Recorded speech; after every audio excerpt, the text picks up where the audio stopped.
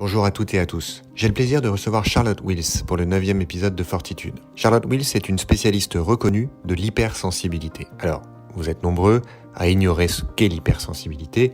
Pourtant, je vais vous surprendre, mais on estime à environ 40% la part de la population qui est hypersensible. Mais nombreux sont ceux qui l'ignorent. Charlotte Wills définit l'hypersensibilité comme une singularité précieuse, une forme d'hyperprésence au monde, aux autres et à l'environnement. Alors concrètement, ça se traduit comment ? Une absence de filtre, des ruminations intellectuelles, un mal-être, le syndrome de l'imposteur, un perfectionnisme, un sens de la justice particulièrement développé. Alors, Charlotte Wills est elle-même hypersensible.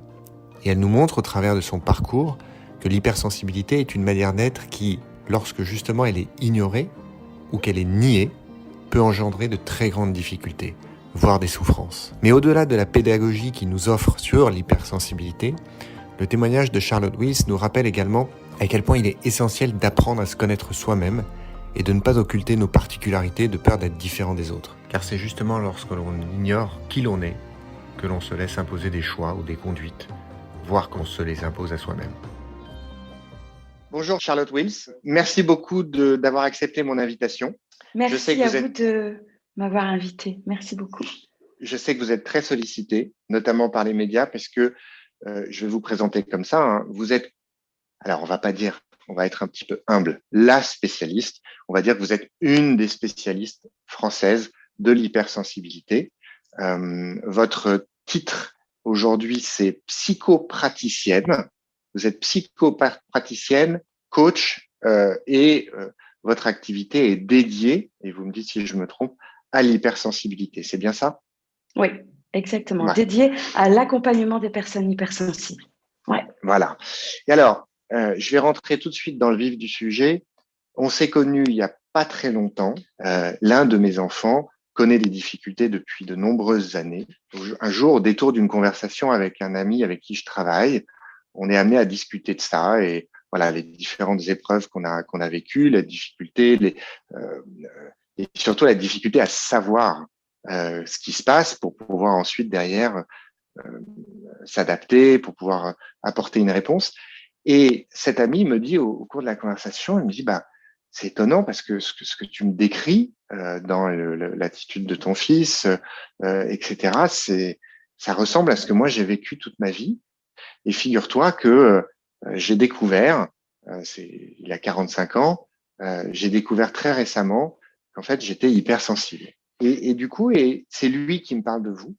C'est lui qui me parle de vous, qui m'a raconté votre parcours, etc. Et qui me dit il faut absolument que tu l'appelles parce que lui, il n'est pas médecin, il n'est pas psychologue, mais il me dit ça ressemble quand même fortement à l'hypersensibilité.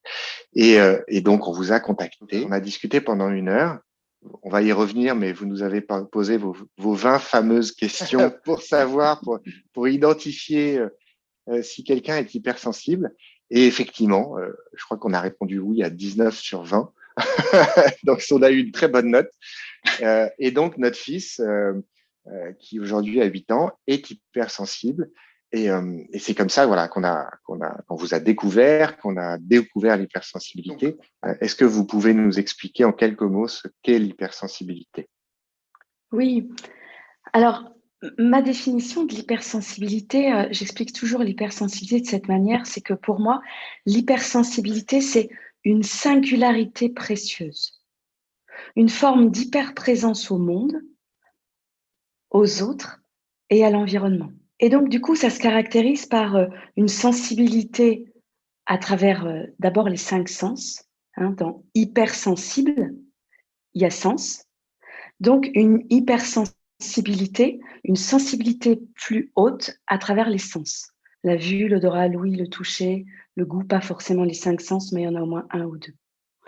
Ensuite, chez les hypersensibles, on peut aussi reconnaître souvent un fort sentiment de décalage. Ils ressentent un sentiment de décalage souvent par rapport aux autres, par rapport parfois à leur famille, par rapport à une classe pour les enfants, par rapport à d'autres enfants, par rapport à un groupe, par rapport à une société. On peut ressentir une forme de décalage. Et puis, il va y avoir aussi souvent le cerveau qui va dans tous les sens, avec des connexions neuronales qui vont dans tous les sens. Et c'est ce qu'on appelle, et c'est ce qu'on retrouve souvent chez les hauts potentiels, c'est la pensée en arborescence. Hein. Les personnes hypersensibles ont vraiment ça en commun.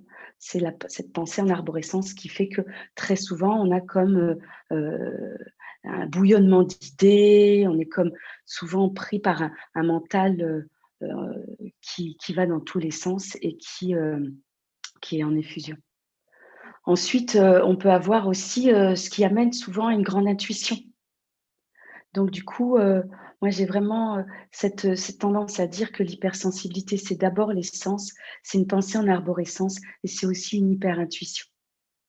Et c'est donc un ensemble de caractéristiques qui va faire que on va pouvoir se reconnaître dans un certain nombre de caractéristiques. On ne les a pas forcément toutes, mais on va en rassembler plusieurs.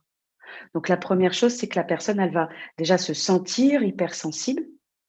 Et ensuite, effectivement, elle peut aller voir quelqu'un qui va permettre effectivement de valider ou d'invalider son sentiment de sensibilité. Moi, il y a une chose que je voulais aborder avec vous qui me paraît extrêmement importante, c'est que la proportion estimée des gens qui sont hypersensibles est extrêmement importante. C'est quoi? C'est un tiers? C'est un quart? On est à Il y a des tiers. statistiques? Un tiers. Oui, elles sont réactualisées régulièrement par Hélène Aron. On est aujourd'hui autour de 30% à peu près. Et après, je pense qu'on est bien plus, et c'est pour ça que les chiffres augmentent aussi rapidement. C'est parce que au plus on en parle, et c'est pour ça que je vous remercie d'en parler dans un de vos podcasts, parce que c'est très important. Au plus on en parle, au plus ça va permettre à certaines personnes de s'identifier, de se reconnaître hypersensibles. Et au plus on va se reconnaître, au plus on va être nombreux à se reconnaître, au plus, quelque part, ça va donner une sorte de permission à ceux qui, jusqu'à présent, essaient de le cacher, de le renier, de s'autoriser à l'être. Oui, c'est vrai. Et puis alors là-dessus, moi j'ai deux observations. La première, c'est qu'il faut peut-être insister tout de suite, dès le début de notre entretien, sur le fait que c'est pas une maladie, l'hypersensibilité. Je crois, un jour vous avez dit ça. Je trouve que c'est une bonne façon de le décrire. C'est une différence, mais c'est pas un problème. Moi souvent quand j'en parle maintenant autour de moi, je dis c'est un état, c'est une façon d'être, mais c'est pas une maladie. Je pense que c'est important de le souligner, peut-être pour aider les gens justement à l'admettre et à en parler et à communiquer. C'est ça, tout à fait. C'est ni une maladie, ni une pathologie. Donc, la première chose, c'est que on n'en guérit pas et on n'a pas à en guérir parce que c'est une nature, c'est un état, c'est un tempérament. C'est un trait de caractère, comme dit Hélène Aron. Et donc, du coup, c'est vraiment le fait de se reconnaître qui va permettre de mieux le vivre. C'est exactement, vous savez, comme, voilà, moi j'ai 51 ans et dans les années 70, dans les années 80, quand j'ai appris à écrire, moi je suis gauchère. Et quand j'ai appris à écrire, et ben en fait, on a essayé de me contrarier. Et c'est très difficile d'apprendre à écrire de la main droite. Ça demande beaucoup d'efforts.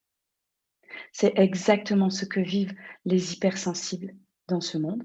Ça veut dire que comme ils essaient de vivre comme les non hypersensibles, ça demande énormément d'efforts.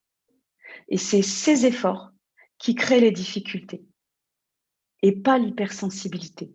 Donc, le gaucher, s'il travaille et s'il écrit de la main gauche, si on l'autorise à écrire de la main gauche, il va pas avoir de difficulté. La difficulté, pour lui, elle est à partir du moment où il essaie d'écrire de la main droite. Et donc, si on autorise les hypersensibles à vivre leur hypersensibilité, à mettre, comme pour les gauchers, à se mettre un petit peu de travers, la feuille de papier un peu de travers, à tenir leur crayon comme ils le tiennent, ils vont pas avoir de difficulté. Et donc, c'est pareil pour les hypersensibles, ça leur crée un environnement qui va leur permettre de bien vivre leur grande sensibilité. Oui, et alors, dans le prolongement de ce qu'on vient de se dire sur le fait que c'est pas une maladie et que c'est pas un état, encore une fois, notre expérience personnelle au sein de notre famille, c'est que les épisodes qui nous ont le plus marqué, c'est le départ à l'école, avec des crises très très fortes liées aux vêtements, les vêtements qui grattent, les vêtements qui sont trop serrés. Et forcément, quand vous êtes parent et que vous faites face à ce genre de situation, le premier réflexe, c'est de raisonner en termes d'éducation. Votre enfant fait un caprice. Votre enfant essaye de vous mener par le bout du nez. Et donc, vous vous mettez en opposition. Vous vous mettez en opposition parce que vous êtes parent, vous voulez bien élever vos enfants, donc vous lâchez pas une once de terrain. Enfin, en tout cas, nous, c'est comme ça qu'on est, qu'on essaye d'être. Et donc, vous vous opposez, vous lâchez pas parce que vous vous dites, oh là là, si aujourd'hui il fait une crise parce qu'il veut pas mettre ses chaussettes là, ensuite on va être esclave de ses exigences. Et donc, ça a été drame sur drame sur drame. Et je parle de drame et le mot n'est pas trop fort. Parce que quand vous avez un enfant de 3, 4, 5 ans avec lequel vous êtes dans une telle violence et une telle opposition, de tels cris avant de partir à l'école, je peux vous assurer que sa journée comme la vôtre, après, elle est assez terrible. Quand on vous a rencontré, qu'on a échangé avec vous et que, comme vous l'avez dit tout à l'heure, on a pu mettre un mot, et c'est-à-dire comprendre que, en fait, et là on va rentrer un petit peu plus dans le détail peut-être, mais la paire de chaussettes, elle le grattait, elle le gratte, mais elle le gratte d'une manière qui est absolument insupportable, réellement, objectivement, physiologiquement. Et en fait, une fois que qu'on vous a expliqué ça, comme vous l'avez fait avec nous, vous avez plus l'opposition. Vous avez plus le combat de trancher en disant j'abandonne pas ma tranchée de parent parce que je l'éduque et que je veux pas laisser la place au caprice. Et vous laissez place, au contraire, à tout simplement, et c'est pour ça que c'est pas une maladie, et qu'en fait c'est un état avec lequel on apprend à vivre, c'est que soit vous faites l'effort, et c'est ce qu'on a fait, d'aller trouver des chaussettes adaptées, sans couture, et les plus douces du monde, et ça existe, et pour ceux que ça intéresse, on pourra, si vous voulez nous contacter, on vous donnera des références. Je ne veux pas faire de pub pour l'instant, mais ça existe. Alors, il y a ça, et puis si jamais vous êtes quand même confronté à cette crise, vous laissez passer ou vous la gérez différemment.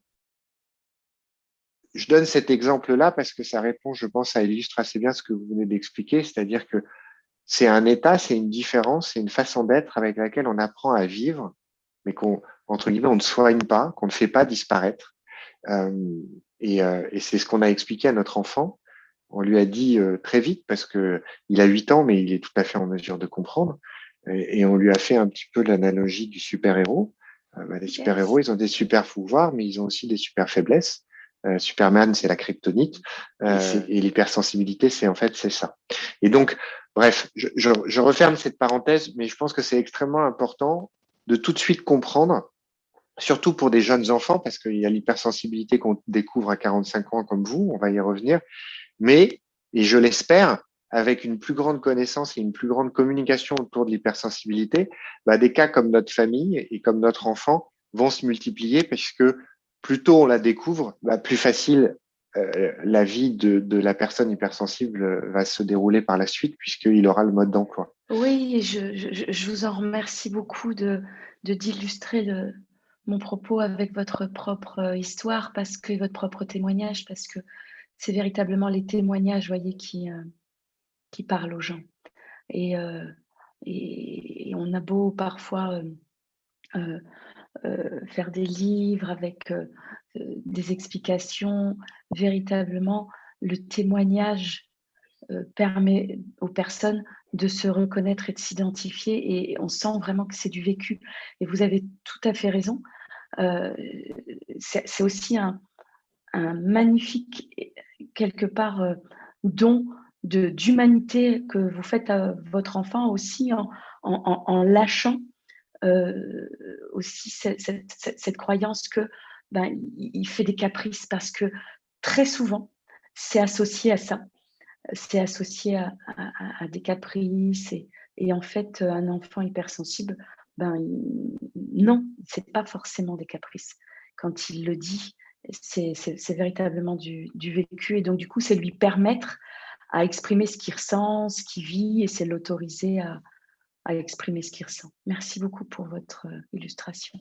Nous, notre histoire, c'est un peu l'illustration privilégiée parce que pour notre enfant, en tout cas, on a découvert l'hypersensibilité tôt, de manière précoce, mais malheureusement, un grand nombre d'hypersensibles n'ont pas eu cette chance-là et vous en faites partie puisque vous avez découvert l'hypersensibilité à 45 ans, je crois. Et alors, ce qui m'intéresse, c'est que vous racontiez un peu votre parcours, parce que moi, j'aime bien les parcours de vie. C'est quelque chose que je mets en avant au sein du podcast. J'aime bien les virages, j'aime bien les prises de risques, j'aime bien les changements de vie. Mais alors vous, en termes de zigzag, vous êtes quand même assez forte. Et alors, vous êtes assez forte en termes de zigzag, mais ce qui est intéressant, c'est justement de vous entendre sur ce parcours, sur ces tentatives, sur ces essais, sur ces choix de vie très différents. Et finalement, ensuite, le lien et l'explication que vous avez pu vous donner à ces zigzags rétrospectivement quand vous avez découvert votre hypersensibilité. Donc, est-ce que vous pouvez nous en dire quelques mots? Je pense que nombreux sont ceux qui nous écoutent qui soit ont déjà fait des changements de vie, soit aspirent à des changements de vie. Et après, le moteur de ces changements de vie, il n'est pas toujours le même, il n'est pas toujours évident à identifier. D'ailleurs, pourquoi est-ce qu'on veut changer? Qu'est-ce qui nous rend insatisfait? Et en fait, vous, c'était votre rapport au monde. C'est le leitmotiv, en fait, c'est la quête de sens. Dès le début. Très jeune, je me souviens, j'étais dans la classe de troisième et on doit remplir un fichier d'orientation sur savoir nos aspirations professionnelles, et ils nous demandent ce qu'on veut faire plus tard.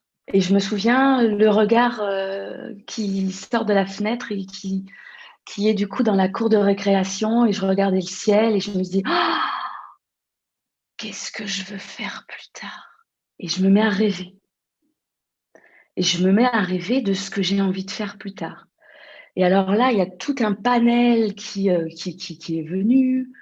Et il y avait comédienne, il y avait avocat, il y avait journaliste, il y avait vraiment tout un panel comme ça une volonté de donner du sens à ma vie, vraiment. Et là, je pense à la première page de votre livre. Et donc, du coup, je me suis dit, mais je sais pas, moi, je sais pas du tout. Alors, pour l'instant, je remplissais rien et je suis rentrée et je suis rentrée à la maison et j'ai demandé à ma famille, à ma mère, je dis, mais voilà, je dois remplir ma feuille d'orientation, qu'est-ce que je mets? Et la réponse, ça a été, mais coiffeuse, pourquoi?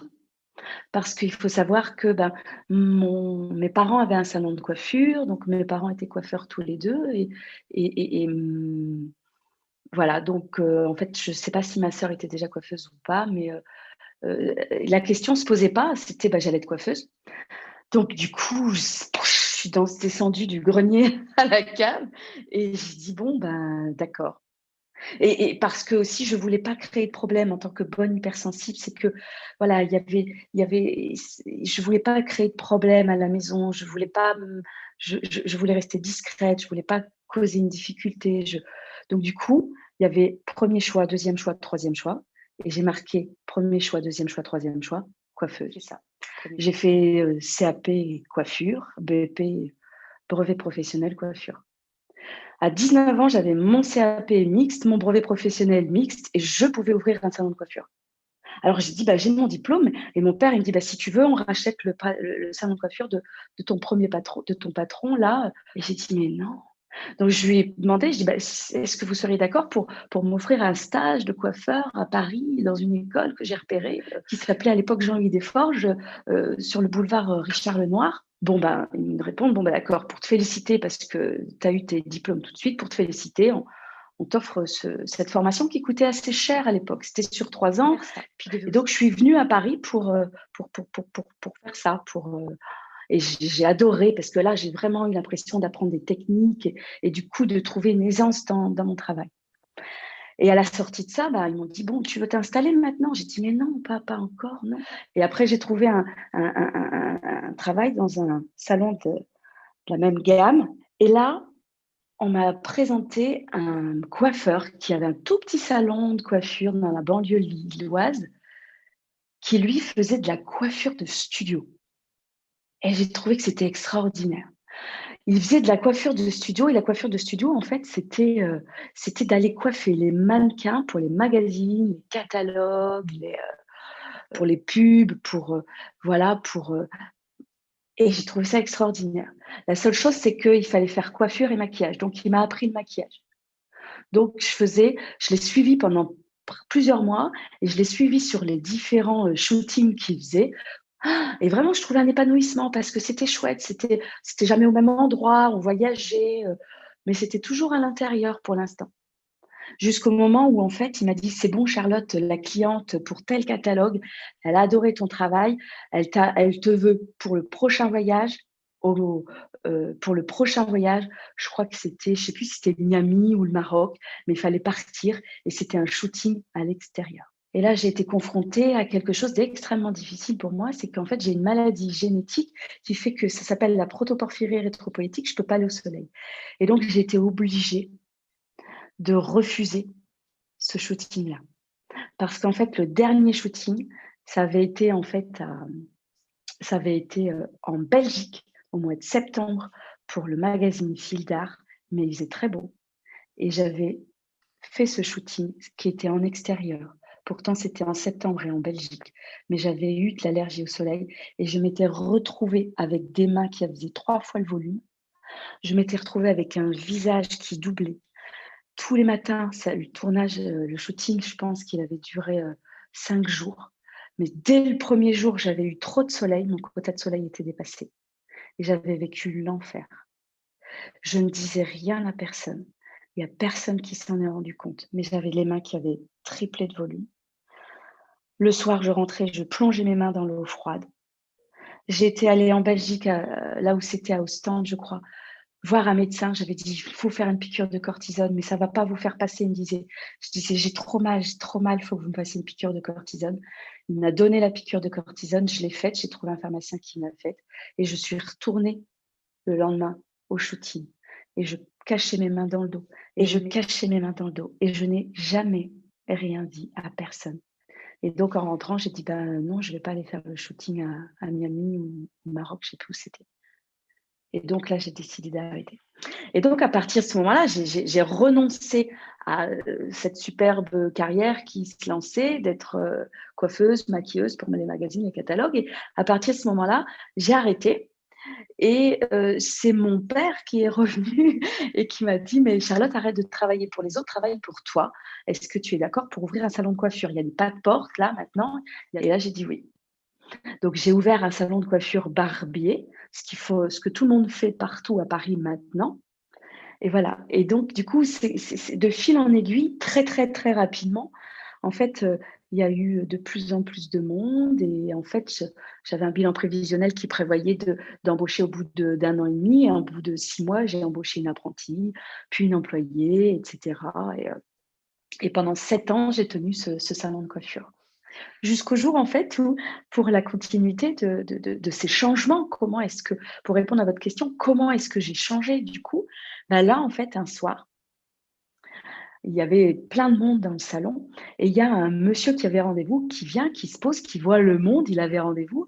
J'avais un peu de retard et tout de suite, il vient, il me dit: «Excusez-moi, vous pensez que est-ce que vous pensez que je vais être sorti à 18h30 parce que j'ai un cours après, vous savez, j'ai mon premier cours de théâtre de l'année, alors c'est en septembre, je ne veux pas arriver en retard, c'est le premier de l'année, je ne veux pas arriver en retard». Je dis: «Je comprends» et là, je le regarde, je lui dis: «Ah! Mais vous prenez des cours de théâtre? Mais c'est génial! Mais c'est le premier cours aujourd'hui, c'est vrai, mais vous en avez déjà fait? Et ça se passe comment? C'est avec qui?» Et là, je lui pose tout un tas de questions. Il me voit très intéressée, enthousiasmée et cetera et je continue à faire sa coupe et on termine et il dit: «Mais vous voulez venir?» Et là, je lui réponds: «Mais vous croyez que je peux?» Il dit: «Bah oui», il dit: «Vous terminez, puis je préviendrai que vous arriverez en retard et c'est justement le premier jour si vous voulez». Bah, je lui dis: «Ouais» et là, j'ai été absolument bouleversée Par cette ambiance, en fait, par ce professeur et par cette ambiance et par ce cours et par les gens et par les textes. Et donc, à la fin, il m'a demandé si je voulais rester et revenir. Et je lui ai dit: «Mais oui». Et là, j'ai commencé à découvrir la littérature, les textes de théâtre et le théâtre.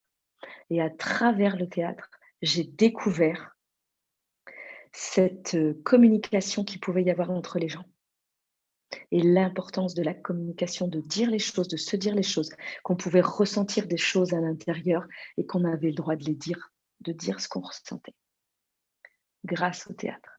Donc, à l'époque, vous ne savez pas que vous êtes hypersensible. Non. Vous ne pouvez pas mettre le mot dessus. Donc, finalement, dans ce que vous racontez là, l'épisode, qui est un peu plus qu'un épisode, parce qu'il a duré 7 ans, mais du salon de coiffure, ça s'est très bien passé finalement. Ah oui, très bien. Vous le viviez bien, vous aviez un bon contact avec votre clientèle, vous aimiez le rapport humain, etc. Ouais. Et vous découvrez le théâtre. Donc, en fait, c'est Au pas bout le de rejet de votre, c'est pas le non, rejet de votre vie d'avant qui vous a poussé vers le théâtre. C'est, vous avez été aspiré oui. dans quelque chose d'autre. Mais à l'époque, comment vous viviez votre hypersensibilité? Est-ce que vous le viviez mal ou au contraire, non, c'était pas un Ouais. sujet? C'est-à-dire que, c'est arrivé très vite. Ce que je vous explique là, c'était pas au bout de 7 ans, c'était au bout de 3 ans dans le salon de coiffure. C'était la 3e année. Donc, dès la 3e année du salon de coiffure, je faisais en même temps le salon de coiffure, plus le théâtre, 3 cours par semaine, le soir, après le salon de coiffure. Plus je travaillais au restaurant le midi et j'avais un cheval dont je m'occupais tous les lundis. Donc, il y avait en même temps si vous voulez, une hyperactivité.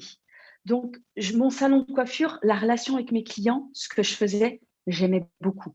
Je me suis surprise à dire une fois à un client: «J'adore ce que je fais, mais si je pouvais juste discuter avec les gens, ça me suffirait». C'est un prétexte. Et moi, ce qui me plaît, c'est l'échange avec les gens. J'ai marqué ça dans l'itinéraire d'une ultrasensible, c'est marqué. Et donc, ce qui m'intéressait, c'était le lien avec les gens, la relation.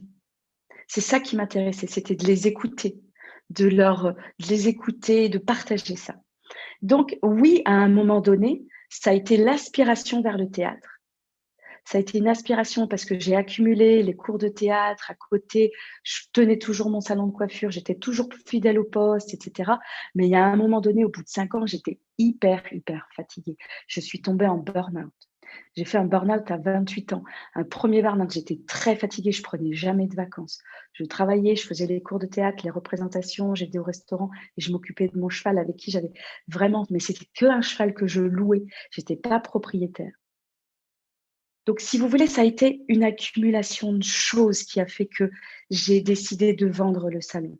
Ça a été le burn-out et ça a été le fait que je pleurais tous les jours dans ma cave au salon de coiffure parce que j'adorais mes clients, j'adorais la relation, j'aimais la relation, mais il y avait quelque chose à l'intérieur de moi qui n'était pas, si vous voulez, je pleurais tous les jours parce qu'il y avait quelque chose à l'intérieur de moi qui n'était pas en place, en fait, qui n'était pas, qui était triste, il y avait un profond mal-être. Ce que je faisais au fur et à mesure donnait du sens. Mais il y avait encore quelque chose dans ce que j'étais qui n'était pas là. J'ai rien dit à personne. J'ai posté une annonce, j'ai cherché un cours de théâtre, j'ai passé des auditions pour les cours de théâtre, j'ai été prise. Et il y a quelqu'un qui est venu visiter mon salon pour l'acheter. J'ai trouvé un appartement à Paris. Mon père m'a trouvé un appartement à Paris. Et donc, je suis partie à Paris faire du théâtre. Et donc, ça a été assez rapidement. J'ai été aspirée, mais c'est parce qu'il y avait ce mal-être à l'intérieur. Il y avait un profond mal-être. C'est-à-dire que ça n'allait pas. Il y avait tout un tas de choses au niveau de la communication, au niveau de ce que j'étais. Il y avait une quête de sens. J'étais sur le chemin et j'étais convaincue que là, dans le théâtre, dans le cinéma, j'allais obtenir, j'allais être à ma place. Et puis après, En fait, pendant 3 ans, donc après, j'ai fait plein de petits courts-métrages. J'ai été chez Pygmalion, me former au cinéma. J'ai fait plein de petites pièces de théâtre. La première de ces pièces de théâtre, c'était au Théâtre du Nord-Ouest. Puis après, j'ai été engagée par Francis Perrin dans un de ses spectacles. Et on a fait une tournée en France, en Belgique, en Suisse. euh, et puis, c'était une formidable tournée. Mais à un moment donné, je me souviens très bien, à Carcassonne, on avait joué devant 3000 personnes. C'est une salle de 3000 personnes. Et je rentre le soir. Parce que là aussi, il faut savoir que j'ai failli refuser le spectacle de Francis Perrin quand il a annoncé que c'était en extérieur. Parce que là, je m'étais dit, mais il y a le soleil. Je ne vais pas pouvoir le faire. Non seulement, voilà, j'avais passé l'audition avec Francis Perrin. C'était un sacré challenge parce que j'étais une toute petite jeune fille, j'avais à peine 30 ans et pas connue du tout. Et il me donne ma chance pour jouer, pour partir faire une tournée en France, en Belgique, en Suisse. Et il me prend, et là, il dit, bon, bah voilà, réunion chez lui avec tous les autres comédiens et tout. Et là, j'apprends que ça va être du théâtre en extérieur. Je ne savais pas. Et je me suis dit, mais qu'est-ce que je vais faire? Et donc, en fait, là non plus, je n'ai rien dit à personne. Et je mettais des gants pendant les répétitions. Je mettais des chemises blanches en manches longues et des chapeaux.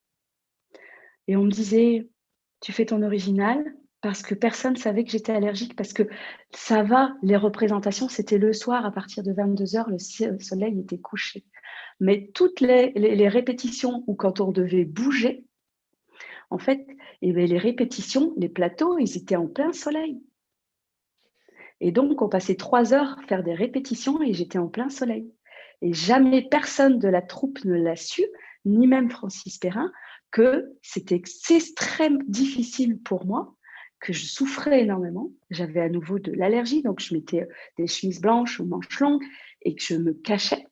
Et on me disait, mais pourquoi tu restes dans les coulisses? Viens sur le plateau et tout. Mais je souffrais le martyre. Et je mettais des gants blancs. Et quand on a joué à Carcassonne, le soir, je pleurais tellement je me sentais seule, en fait. Je réagis sur une chose, c'est que quand on vous écoute, il y a une chose qui m'interpelle, c'est le fait que vous racontiez cette maladie qui était la vôtre. Je me dis, ça doit être absolument terrible à vivre. Comment vous êtes raisonné par rapport à cette maladie-là? Parce qu'il y a plus d'une personne qui peut déprimer à l'idée de se dire qu'il peut pas être au soleil. Comment vous l'avez affronté? Comment vous vous êtes dit, comment vous l'avez accepté? Si vous l'avez accepté. Ah, je pense que oui aujourd'hui, mais comment vous l'avez accepté? Comment vous avez mené ce combat-là? C'est tout à fait lié à l'hypersensibilité. Je vous remercie pour votre question. C'est pour ça que que le chapitre dans Itinéraire s'appelle À fleur de peau. C'est tout à fait lié à l'hypersensibilité. C'est parce que, en fait, comment est-ce que j'ai pu vivre avec ça? C'est que c'est en lien avec tout ce qui se passe à l'intérieur. C'est que, si vous voulez, dans l'enfance, dans l'adolescence, moi, j'ai été élevée avec un petit peu une injonction qui consiste à dire « chut, tais-toi, ne dis rien ». Et c'est l'injonction que se font beaucoup d'hypersensibles. C'est en gros de ne pas vouloir déranger et de ne pas attirer l'attention sur soi, de ne pas être différent. C'est comme beaucoup d'hypersensibles, c'est de vouloir se fondre dans la masse, de vouloir être comme les autres. Et donc, le fait de ne pas le dire sur le shooting ou de ne pas le dire à Francis Perrin, c'est la peur d'être rejeté si on le dit, en fait. C'est la peur que vous ne pouvez pas savoir le nombre d'adultes que j'ai au cabinet qui disent « mais je ne peux pas dire que je suis hypersensible, on va me rejeter. » Je ne peux pas le montrer au bureau, on va me rejeter. Parce que c'est pour ça que c'est extrêmement important que l'hypersensibilité soit reconnue. Parce que pour créer de l'humanité dans notre société, et parce que les hypersensibles, c'est aussi pour ça qu'ils sont très souvent diagnostiqués, par exemple, dépressifs, parce qu'ils passent son temps à le cacher, comme j'ai pu le faire avec ma protoporphyrie érythropoïétique, avec mon allergie au soleil. Et tous les hypersensibles se reconnaîtront là-dedans, c'est qu'ils font tellement d'efforts pour ressembler aux autres et pour quelque part se plier à l'environnement.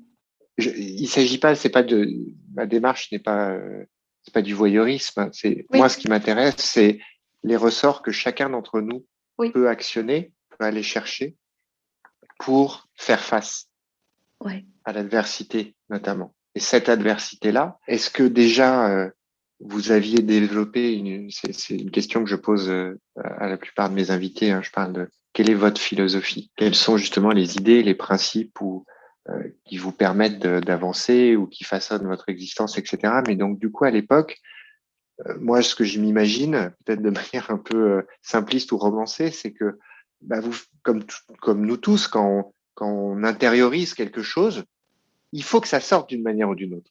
Donc, souvent, quand on intériorise et qu'on se cache, le moment où on est seul chez soi, on craque et on s'effondre. Oui, c'est ça. C'est ce que je vivais, oui. D'accord. Mais du coup, qu'est-ce qui vous donnait l'énergie? Qu'est-ce qui vous donnait la niaque d'y retourner le lendemain? Parce que quand on fait face à ça, on peut être tenté, et il y en a beaucoup malheureusement qui le font, c'est d'abandonner. Je vais pas continuer à me cacher et à m'exposer au risque d'être découverte. En faisant ce travail de comédienne, je m'expose, donc j'abandonne. Mais vous n'avez pas abandonné. Qu'est-ce qui a fait que vous aviez cette force morale, cette fortitude d'y retourner et voilà. Ma question, elle est là. C'est cette quête de sens, de trouver ma place, d'être à un endroit où je pouvais créer des liens et où je peux être, où je peux être en humanité, où tout à coup, il y a comme quelque chose qui s'aligne à l'intérieur de moi et où je me dis, là, c'est mon siège. Et j'avais la croyance que c'était, si vous voulez, je séparais un petit peu la maladie à l'époque, vous voyez, je séparais la maladie de mon métier. Puisque à l'époque, je voulais être comédienne et je ne voulais pas que la maladie m'empêche de faire mon métier. Autant quand je faisais le shooting, que j'étais coiffeuse, maquilleuse de studio, que quand j'étais… Vous voyez, il n'y a pas de séparation finalement entre le corps et l'âme. Vous voyez à quel point, quand on réunit tout, parce que ça, je l'ai compris beaucoup plus tard, après, quand j'ai quand j'ai découvert l'hypersensibilité, je l'ai découvert. Mais le corps était déjà en train de me dire, quelque part, si vous voulez, de rentrer plus à l'intérieur. C'est fascinant d'ailleurs, parce que on pourrait même aller plus loin en s'interrogeant sur la spécificité de cette maladie qui vous oblige à être dans l'ombre. C'est ça. C'est comme si votre corps vous disait « cache-toi parce qu'il faut que tu cherches ailleurs ». Oui, et vous avez tout à fait raison, et j'ai fait ce lien-là avec l'ombre plus tard, quand je suis allée, parce qu'après tout ça, après le théâtre, etc., et bien figurez-vous, je suis allée dans l'ombre, puisque je suis allée volontairement faire du doublage. Et il n'y a pas plus que d'être dans l'ombre qu'un comédien qui est dans une pièce noire, derrière un micro, en train d'essayer qui est en train de doubler quelqu'un qui est sur l'écran. Mais vous avez tout à fait raison. Je me suis même dit, cette maladie, elle est là pour me dire, Charlotte, tu dois rester dans l'ombre. Et vous savez, mon logo, c'est une orchidée. C'est pas pour rien. Les orchidées ne peuvent pas être à la lumière directe du soleil. Et donc, moi, j'ai été enceinte entre deux. Et après, quand j'ai voulu revenir, en fait, beaucoup de choses avaient changé. Donc, il fallait recommencer. Mais alors quoi? Et je vais faire quelque chose que j'ai toujours eu envie depuis l'âge de mes 15 ans, qui est resté là dans un coin de ma tête. Aller m'inscrire en fac de droit. Je vais faire du droit. J'adore le droit. Je veux faire du droit. Je vais aller apprendre le droit. J'adore ça. Et donc, me voilà partie à la Sorbonne pour m'inscrire au CAVEJ en licence 1 en droit. Et me voilà à la journée d'ouverture au CAVEJ avec tous les professeurs. Et c'était la première journée où on rencontre tous les professeurs. Et je vois toutes les matières qui allaient être données. Et là, une émotion, mais énorme, de me dire, j'y suis. Le droit, ça me parle tellement. Et j'écoutais les cours, et donc j'ai démarré les cours, et j'écoutais les cours, et donc je prenais les cours, mais si vous voulez, je les écoutais avec une telle passion, mais j'étais passionnée. Et j'écoutais, et tout me captivait, tout m'imprégnait. J'écoutais ça avec un tel intérêt, le droit international, tout, enfin, c'était passionnant. Mais ma difficulté, c'est que j'avais 45 ans, que j'avais Léon, que j'avais la famille, et que, en fait, si vous voulez, moi, j'avais pas pris de cours depuis des années, et que je voulais absolument tout retranscrire. Donc, je n'avais pas fait d'études supérieures proprement dit. J'avais aucune capacité de synthèse, comme vous pouvez le voir dans mon récit. Et que donc, du coup, chaque détail, comme une bonne hypersensible, était hyper important parce que ça constitue toute l'histoire. Et donc, du coup, chaque mot à mot, je voulais noter tous les mots par chacun des professeurs que je trouvais passionnants. Et donc, du coup, j'avais aucune capacité de synthèse. À l'amphithéâtre, c'était passionnant. Et les cours, un cours de 2 heures que je devais retranscrire normalement en 2 heures, je pouvais mettre 3 jours. Parce que je voulais que ce soit propre, je le tapais, je tapais mot à mot. Il disait bien, n'essayez pas d'arrêter la bande et de mettre du mot à mot. Mais moi, j'arrêtais la bande, j'écrivais tout, et puis je reprenais, j'écrivais tout. Tellement je voulais être précise, c'était tellement important. Et donc, évidemment, en février, pour les partiels, les premières, je dis à mon mari, mais je crois que je ne vais pas y aller parce que je ne suis pas prête. Et très rapidement, je me suis rendu compte que je n'irais pas au bout.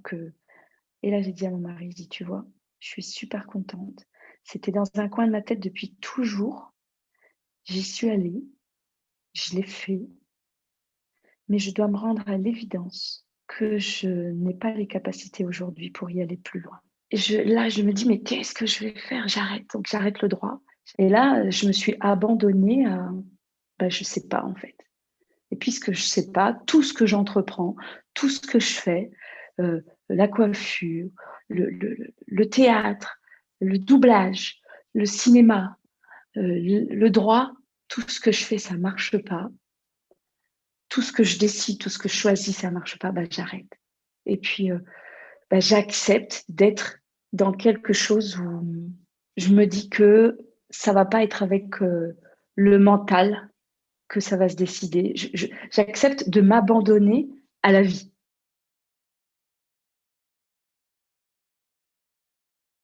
À ce moment-là où je me rends compte que j'avais des maux de tête, j'avais des douleurs au cervical, donc je vais voir le médecin, et donc du coup il fait les examens, etc. Et entre-temps, moi, je prends mon téléphone et j'appelle le centre de fibromyalgie, SOS Fibromyalgie. Et au centre de fibromyalgie, ils me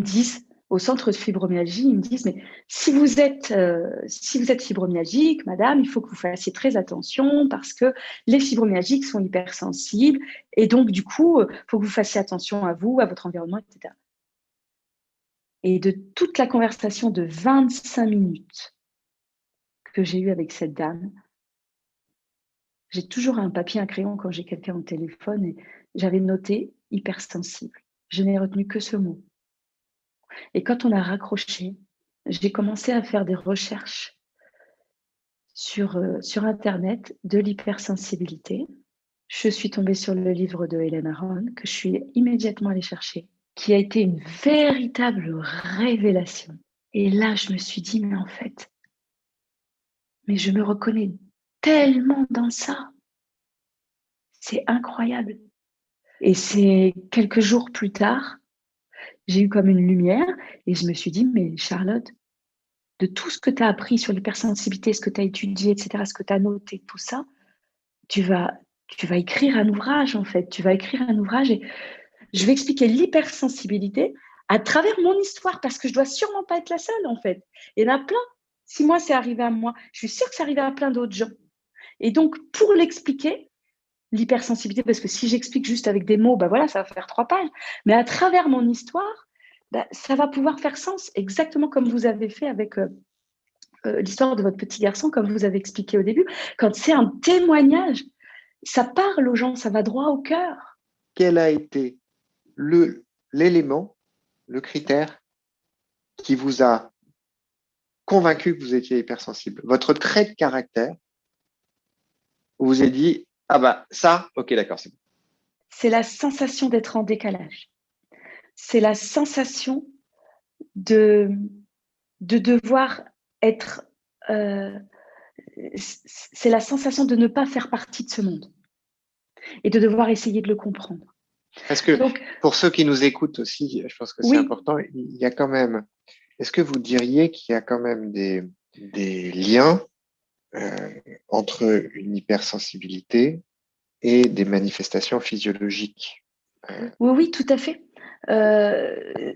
Pour répondre à cette question, je dirais plutôt que oui, parce que en fait, le corps, quand on réfrène ses émotions, ses sentiments, ses ressentis, le corps est dans une lutte intérieure terrible. Et c'est exactement ce que j'avais, en fait. C'est qu'on est dans une forme de résistance. De résistance, il y a une double résistance à ce qu'on est et à ce qui est autour. Et donc, il y a un combat. Il y a un combat. Si je suis pas, si je suis ce que je suis, l'extérieur ne va pas m'accepter tel que je suis. Mais si j'essaie de correspondre à l'extérieur, je suis en combat intérieur. Donc, il y a une double résistance. C'est-à-dire que soit on résiste à l'extérieur, soit on résiste à l'intérieur. Et donc, du coup, c'est pour ça que itinéraire, c'est pour ça que, si vous voulez, le fait de dévoiler cette hypersensibilité, parce qu'il y a même des personnes qui m'ont dit « Oh là là, mais ça te fait pas peur d'écrire un livre sur voilà, de te dévoiler comme ça ?» Parce que je suis quand même à nu dans ce livre, totalement à nu. Et de me dévoiler. Et donc, du coup, je crois que non, en fait. Si vous voulez, les difficultés viennent de la résistance à ce qui est. J'adore cette phrase d'Eckhart Tolle qui dit que la souffrance vient de la résistance à ce qui est. Et c'est très souvent ça. Et maintenant, c'est ça. C'est-à-dire, si vous voulez, c'est que je réfrénais tout ce qu'il y avait à l'intérieur de moi, cette sensibilité, cette hypersensibilité, et depuis 45 ans, pour essayer de me conformer au monde. Et effectivement, c'est ce qui se passait aussi avec la maladie du soleil. C'est-à-dire que là aussi, j'étais dans une forme de... Il fallait rien dire, il fallait cacher. Aujourd'hui, je ne le ferai plus, en fait. L'idée, c'est pas non plus de me présenter en tant que ni hypersensible, ni, comment dire, protoporphyrie Oui. érythropoïétique. Oui, voilà. oui, on va l'appeler allergie au soleil, c'est plus simple parce que je serais incapable de le répéter. Bah oui. et l'allergie au soleil. Et donc, du coup, l'idée, c'est pas de se présenter comme ça, ni en tant qu'hypersensible, ni en tant qu'allergique au soleil, mais non pas le cacher. Ce qui est intéressant avec ce que vous dites et ce qui est intéressant avec l'hypersensibilité, si on prend un pas de recul et qu'on s'intéresse pas que à l'hypersensibilité, ceux qui nous écoutent ne sont pas forcément concernés, même si statistiquement Oui. ils devraient l'être, ou en tout cas ils auraient peut-être forcément quelqu'un de leur entourage que ça concerne. Moi, je veux prendre un peu de hauteur par rapport à l'hypersensibilité et prendre un point de vue plus général Oui. Sur nous tous. Ça fait écho à un sujet que je traite notamment dans mon livre, qui est un sujet extrêmement important en philosophie, qui est la dichotomie entre ce qui dépend de nous et ce qui ne dépend pas de nous.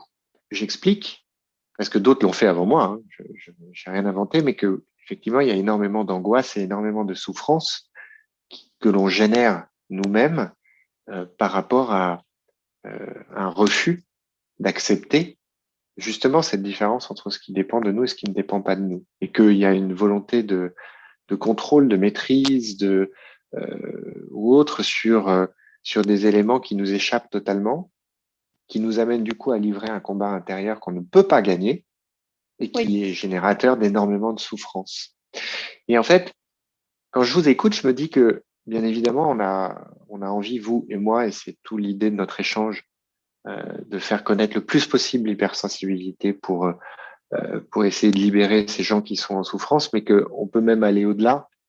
On est tous finalement un peu des hypersensibles, à des degrés différents, mais on mène tous des luttes intérieures qu'on n'aurait pas à mener si on acceptait. Quand vous étiez comédienne, vous Oui, deviez vous cacher du soleil, oui, mais que vous vouliez le cacher aux autres, c'était une lutte intérieure. Puisque oui, si vous aviez accepté de le révéler aux autres, vous n'auriez pas mené cette lutte, qui est oui, génératrice de souffrance, comme vous venez de le citer. oui, Et ce que mon propos, c'était de dire, on n'a pas, enfin, on est tous soumis à ça sans être forcément allergique au soleil. oui, C'est-à-dire que il y a des choses qu'on se refuse à admettre, à accepter, et du coup qui provoquent des combats et des souffrances intérieures. C'est ça que je oui, c'est voulais vrai. dire. Oui, Et, oui, et, et l'hypersensible, du fait de sa condition, ah non, condition c'est pas un bon mot, mais de sa façon d'être, il va avoir comme premier réflexe le fait d'occulter, de masquer, de dissimuler, par peur du rejet, par peur peut-être du jugement des autres. C'est les exemples que vous donniez par rapport aux gens qui viennent vous voir et qui disent mais jamais de la vie, je peux pas le dire au bureau, je peux pas, etc., etc. Et on retrouve cette idée de refus de l'acceptation. c'est ça. Oui, Et en fait, ça peut se décliner, je pense, chez chacun d'entre nous à des degrés différents pour des sujets différents. Mais on retrouve cette idée de mener des combats qu'on ne peut pas gagner parce que je pense qu'on est d'accord, vous serez d'accord avec moi, si un hypersensible qui n'accepte jamais sa condition d'hypersensible et la dissimule, oui. il est voué à dépérir. En fait, un hypersensible qui ne refuse, j'en connais, hein, je vois très bien, j'en ai deux, trois dans l'esprit. Si vous voulez, ça devient des personnes parce qu'il y a une grande intelligence, mais du coup, ceux qui ne veulent pas l'avouer, se l'avouer et l'avouer, eh ben, ça devient des personnes, finalement, parce qu'il y a une grande intelligence, qui vont finalement euh, avoir une sécheresse intérieure, comme vous dites, mais du coup, être en manque d'humanité, être comme très égotique, et du coup, avoir une forme de... voilà, il va y avoir l'ego qui va prendre le dessus. Et du coup, ce qui va se passer, c'est qu'ils vont se dessécher et devenir un peu comme des êtres un peu manipulateurs. Et pour aussi, si vous voulez, revenir sur ce que vous disiez concernant le lien entre le corps et l'hypersensibilité, etc. Oui, effectivement, pour moi, c'est un tout. Et on ne peut pas voir les choses de manière séquencée. Il y a un livre pour ça qui est vraiment formidable qui s'appelle Stress, hypersensibilité, dépression et si la solution venait de nos bactéries. C'est le professeur Gabriel Perlmutter qui parle de, si vous voulez, le lien entre ce qu'on mange et une hypersensibilité intestinale et le lien et les répercussions que ça peut avoir. Donc, on est en train, la science commence à faire, si vous voulez, vraiment le lien entre tout ça. Et ça gagne vraiment à être connu parce que, oui, Nicolas, merci beaucoup pour cette question. C'est important de voir l'être humain comme un tout et de ne pas dissocier. Merci infiniment. J'espère qu'à mon modeste niveau, on va, ce modeste vecteur qui est mon podcast, et grâce à vous, on va pouvoir voilà, faire davantage connaître l'hypersensibilité. Et vous, je trouve que c'est vraiment bien. Je voulais vraiment vous dire, j'ai regardé, j'aime vraiment beaucoup cette idée de fortitude. Je trouve que c'est extraordinaire. Et ce mot est vraiment formidable. Je ne le connaissais pas, j'ai découvert grâce à votre premier podcast dans lequel vous expliquez ça et tout. Et vraiment, c'est super chouette. Et l'idée de votre bouquin, ils ont tout compris aussi. Je trouve que c'est une excellente idée parce que ce sont vraiment des valeurs que je partage, la force morale. Donc, c'est vraiment des valeurs que je partage. Merci beaucoup, Nicolas.